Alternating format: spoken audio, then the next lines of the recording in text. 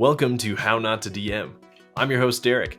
Thanks for joining me on my quest to interview the very best Dungeon Masters on this plane of existence. Welcome to How Not to DM, where we interview the very best Dungeon Masters on this plane of existence. I'm your host, Derek.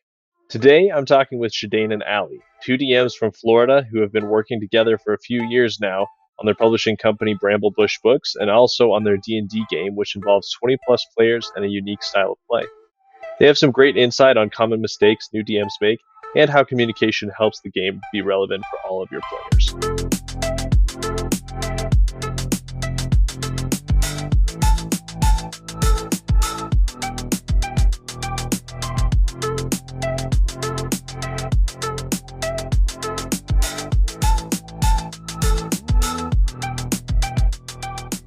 Hi, I'm Alley. I am the co-DM. I tend to mostly manage the people in the server, make sure things are running smoothly, make sure Shedayne is getting the stuff done that needs to be done, managing him, making sure he's getting enough sleep, all the good stuff. I'm also an artist, and I come up with a lot of the ideas for different animals and how different magical creatures would interact with the world. I work with animals, so it kind of comes naturally to me. And generally just kind of a force of nature. That's awesome. And Shedayne? Shedayne Barrett here. I'm at Bramble Bush Books on Twitter. Also, I'm the founder of Bramble Bush Books, a company that's going to be dealing with making third-party content for Dungeons & Dragons for all you players and DMs out there. On the server, I am the resident DM, aside from Alley, like the only DM on there, which is unique in the case of Westmarchers, which generally have many of them. And as pertains to this Westmarcher style of play, I'm the one who runs the sessions, manages a lot of the prep, and makes a lot of the content that the players end up interacting with. It's incredible. I thoroughly enjoy it, and honestly, I can't imagine going back and playing a basic standard type game. I fully intend to, but it's going to be a transition period when I eventually go back. But yeah, you're really looking for some converts. All right. Tell us a little bit about how both of you got into D&D initially. You know, was it playing with friends? Was it family? Was it shows online? I started with a few of my friends. One of my friends really got me into it. And she had a whole group, and we all met up, started playing his homebrew world that he had. I played the stereotypical Tabaxi rogue with sticky hands, chaotic neutral, the good stuff, good classic things. I got super hooked, and after playing in some less than stellar games, I started my own. I think I played for about 8 months before I started DMing in a homebrew world, so, dive right in. And Shedayne, what about you? Oh boy, unlike my dear friend and partner Alley here, I jumped straight into Dungeons & Dragons as a DM. I've always knew about Dungeons & Dragons at a conceptual level, pop culture and everything has instilled it. I knew it was a game that existed out there, but I only really took the plunge after I ended up quitting my job and suddenly had a lot of free time on my hands. And around the time it was early 2018, late 2017, D&D YouTube had exploded. You had guys like SP Level 3, RuneSmith, Davy Tappy even. And so I had a lot of ways of being immersed into it, and I kind of got a hand of some of the mechanics and everything. It was wow, I could probably win a game in this. And so I decided to take the full plunge using a whole bunch of different online resources to kind of help me out, to wrap my head around the game mechanics. I have a special place in my heart for all the different websites that are hosting the SRD, because I didn't have any of the books or anything. When I eventually wrangled a group of my friends together and got them to play D&D with me as their DM when I was little, I wrote a lot. The only issue was I never really had a solid interest that kind of allowed me to extrapolate and kind of improve and advance my writing. The closest thing that came were written text RPs between me and my friends at the time. But when I took, when I finally got into Dungeons and Dragons, it just kind of clicked. It held my interest like nothing ever did, and was a really amazing creative outlet for me. And so I would spend a lot of time prepping for like my first campaign that I was running at the time, and writing like tons. I have so many Google documents like dedicated to like the lore and like other mechanics, bygone subclasses and other homebrew that are admittedly, in hindsight, not all that awesome. I might go back and take a second stab at them. They may just remain forever within the graveyard of as casualties of me getting better. But when it comes to like the design portion of it, I just view that as well as like another form of creative expression, and also like problem solving. Because a lot of the time, my concepts that I come across when I'm trying to like make a new subclass or magic item or anything, it's a situation of, okay, how can I fulfill this concept in play in like a satisfying, fulfilling way mechanically, and while also making sure that it's balanced and evocative and satisfying for like the players to interact with. A lot of the inspiration comes from situations where I like see another DM or game designer take a crack at a concept, and I like look at him and it's like, I wonder how I would do it. And then I would then go and spend the next hour and a half of my life making my own version of tackling the similar concept. Sometimes my inspiration comes from the Unearthed Arcana when I see it and just get filled with rage. Go on. Yeah. Oh, and you just feel like you can do it better. That makes sense. Oh, yeah. Currently, the one that is that the first release, the Way of Tranquility Monk, Wizards actually released a version of it previously in Unearthed Arcana. Eventually, through places and everything, it became what is now the Way of Mercy Monk, which, in my opinion, 101% better than the Way of Tranquility that they released in the Arcana, but it did stray away from the concept that they originally were going after, which was basically a monk that dealt more so in peaceful dealings and healing rather than bare knuckles combat. And so I, in creating the Way of Tranquility Monk for Bramble Bush Books, tried to stay true to that original conceit of it. Yeah, I really liked reading through that, and to your point, I feel like you definitely did that kind of archetype justice. Yeah, what about you, Allie? I've always liked making stuff. I've always drawn, and I've always focused more on drawing more animals. I've always stuck to drawing people. And a few years ago, I guess it must be like almost 4 years ago now, I drew a few spreads of like in-depth analysis on how dragons would work biologically, anatomical, all that fun stuff. And I never I kind of thought about like, oh, maybe I should like do something with this, but never really did. And then I showed Shedayne them. I'm like, oh yeah, I did this whole thing, because he was talking about wanting to do something with D&D, and he fell in love. Mm-hmm. And so we have this whole thing called Draconum now that are like dragon adjacent, and I get to have full reign with those. And I love just creating fun, different creatures and monsters. I tend to just love the storytelling aspect of showing what's going on in a world by the culture that you see. Like I have another doc that's just only very specific drow culture things. Me and Shedayne had a whole thing about the marriage customs of drows versus high elves and like all that sort of stuff. I love just the in-depth look at culture and things, because I grew up in the intersection of 3 cultures, or more likely 4, because there's Puerto Rican, Mexican, New York, and then just South Florida. Yeah. And so always been interested in seeing how those all connect, where different things come from. And I love seeing it all. Yeah, that's quite the mix. And I'm sure that brings you a lot of interesting perspectives to your writing too. All right. So you both have mentioned Bramble Bush Books. Talk to us about what that is, and kind of your vision for what you want it to become. Oh boy, Bramble Bush Books is a company created by myself and my wonderful co-DM Allie here.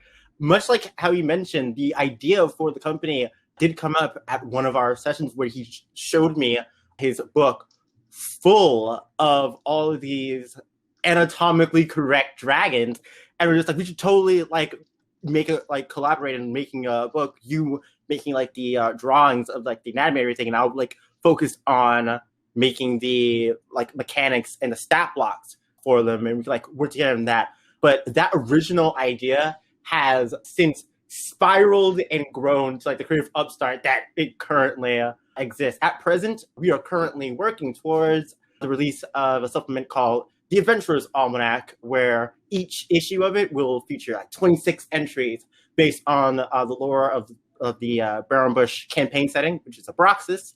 It will include monsters, magic items, locations, NPCs, plenty of lore and cultural things that DMs can take and use in their own worlds, as well as mechanics for both DMs and players. Currently, the plan is to have each of the issues be released in full on Patreon, but I have a special place in my heart for the free sharing of information and resources, especially for DMs and players, since I got into the game for a good 3 to 4 months, was only using online free resources. And I kind of want to pay forward that by every week we release something for free on all of our socials that other DMs and players can use as resources. If we can one day move that up to being a daily release of free content, I will absolutely take it. For right now, keeping things geared towards achievable goals. Another very long distance, ambitious goal is at one point to be able to release a year's worth of issues in one hardcover edition, and have that be a yearly release that will have additional mechanics and entries within it. But that's a lofty goal, and we have a lot to learn and achieve before we're able to get there. But if we are able to do it, it'll be well worth it. Yeah, that sounds like a really cool goal. And now a word from our sponsor.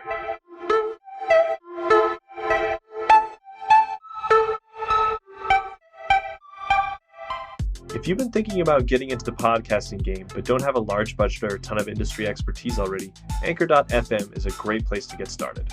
Why use Anchor? It's free. There are creation tools that allow you to record and edit your podcast right from your phone or computer. Anchor will distribute your podcast for you so it can be heard on Spotify, Apple Podcasts, and many other platforms. And you can start monetizing your show immediately with no minimum audience size or reach.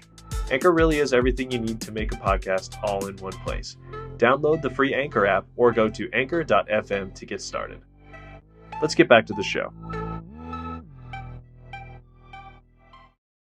So let's go on to the next question then, and we'll start with you, Allie. What was your first experience DMing like? What kind of adventure were you running, and tell us how it went.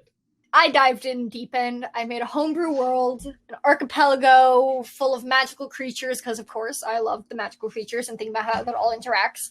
I started with a couple of my close friends, just hey, I want to try DMing. Do you guys want to hop in? I ended up with a group of only tieflings, one of which was a homebrew tiefling cross, so it was tiefling and siren. So I had 2 tieflings and a tiefling siren that were all running around working for this queen who turned out to be evil and draining all the peasants of blood to to prevent famine and stuff like that. It went well. I learned a lot. I learned a lot of what to do and what not to do, how to actually properly direct the players. And it was all a very fun, low-key campaign, different. So now they're actively working against the queen, and it's oh no, but now they have to work for the queen, but they don't want to, and it's a whole thing. Yeah. Intrigue, confusion, and a lot of content. It's been great. All right, Shedayne, your first experience. Oh boy. As I mentioned previously, my first game was as a DM at a table with a bunch of friends that I managed to humor into playing along with my new obsession. It started as a homebrew one-shot, but it eventually became what is Abraxas, the campaign setting that the West March takes place in. I apparently done a decent enough job because my friends were pretty hooked and expanded the campaign beyond that simple one-shot into a proper wide standard campaign. Conversations that we would end up having just about the game as we're just hanging out would end up seamlessly transitioning into impromptu sessions. And so it wasn't uncommon for us to just be hanging out, and then we're just oh, I want to go and talk to the enchanter. I'm definitely going to be doing that next session. And it's yeah, I also want to be doing this. And it's we just do that right now, and we just would. Walk us through some of your most memorable mistakes you've made at the table, and maybe how you could have prevented them. Oh boy. I let my players have a little bit too much reign, too much freedom. I didn't give them enough direction at one point, which led to an entire session of just them detailing their morning. Since I tend to let my players have a lot of control over what they're doing and when, and I give them how the world reacts. I let them interact with the world, but they drive it forward. And I didn't give them enough direction in that case, and we wasted 4 hours on an in-game 1 hour. And so now I give them a little bit more direction. I tend to I steer them. I don't railroad them. I steer them like, hey, this is what's going on over here. Let's keep it moving. Powerful pacing lesson then. Yeah. Shedayne, what about you? It was all like rooted in basically a lack of proper communication.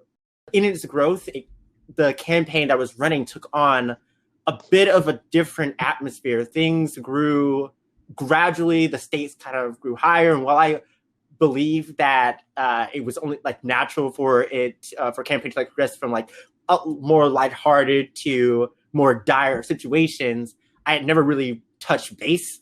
And after the arc itself ended in a rather climactic event, a hiatus was had so that I could properly plan and get ready for the next part of the campaign. The night the campaign was to restart, only 3 of my then 7 players were sat at the table.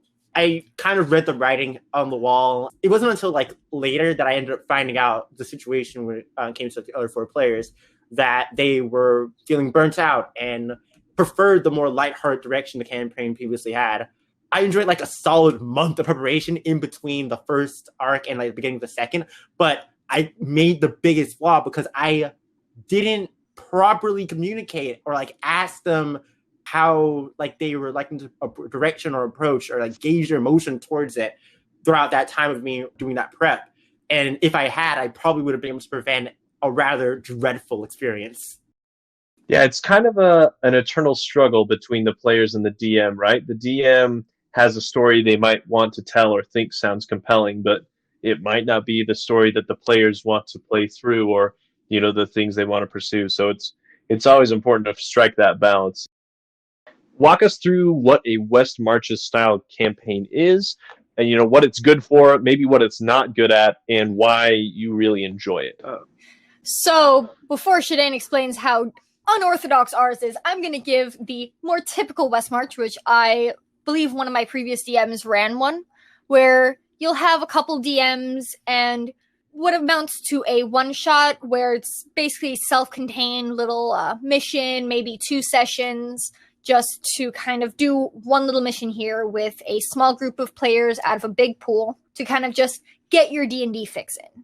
We run a very different one, which Shedayne will explain that it's a lot more like a typical campaign split into different groups in a huge world that can interact with each other.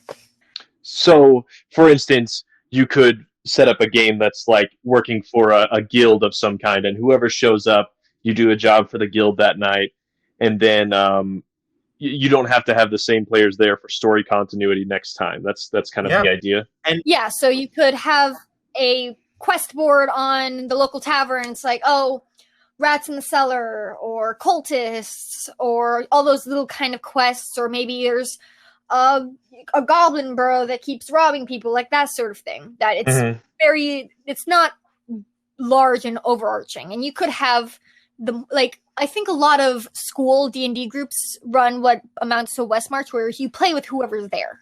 You don't need a set cast, and it's not very story heavy.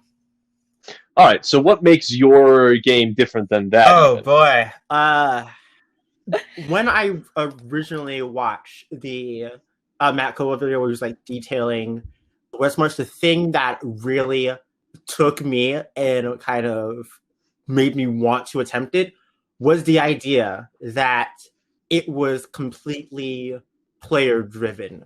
Like their own desires and what they wanted to achieve within the game world guided the progression and the flow of the campaign. And that's kind of the seed that I planted to originally grow the campaign currently is. Another thing that's like different from the typical West March is the fact that an overarching story does exist in a sense. Like, the world is consistent and it has things going on in it that the players will interact with, but the key focus and the drive for the progression of the story isn't like the overarching story with the world, but each character's own individual stories that intertwine and like mix, mingle, meet, and like butt heads, and that flow of these 20 plus player characters existing within one world, all having their own ends that they're trying to achieve, but doing so in like the same concurrent world and setting is what kind of births a lot of situations you wouldn't see in a typical campaign. Yeah, that does sound very unique. I know you mentioned to me while we were talking about setting up this interview, you are always looking for or welcome to new players joining in. So we'll have to make sure to tell everyone how they can find you guys at the end here. What are some of your favorite moments that have happened in games that you've been players in or have been running? It could be combat, it could be role play, it could be improv. The best moments that you can think of. God, there's so many. Oh, man. We've had so many fun, interesting, dramatic, high-tension moments that should be just cinematic. They need to be movies. It's the moments where the situations have been properly aligned, and then like whether it's the introduction of the situation or the aftermath of it, where the players have had like now have free reign over the situation and are just interacting as like their characters are just interacting with it, and I as a DM just get to stand back, kind of take off my DMing hat for a hot second and just watch as they kind of process and deal with the situation, have like a proper conversation, heart to hearts, in moments where you get like genuine connection between the characters and the atmosphere around. You could just cut with an intention. You could cut with a knife. Like, those moments are what I like live for. I love the way you described that. To me, it's like I'm a fly on the wall of a movie that I helped produce but like didn't write. I have a perfect analogy for it. It's entirely like being a director. The greatest moments for directors are when they just get to sit back and just bask in the glory of it and just like, cut, print, we're done. That's it. That's the take we're using. Those are the moments where I feel I've like achieved greatness as a DM. I always view DMing as you're a player too, you just have a different role. Just because you're a DM doesn't mean you're not supposed to have fun. You're not the all-powerful god, even though that's how a lot of people like to think of it. You're a player too. You're just also, you have the meta knowledge behind it. You are the fourth wall.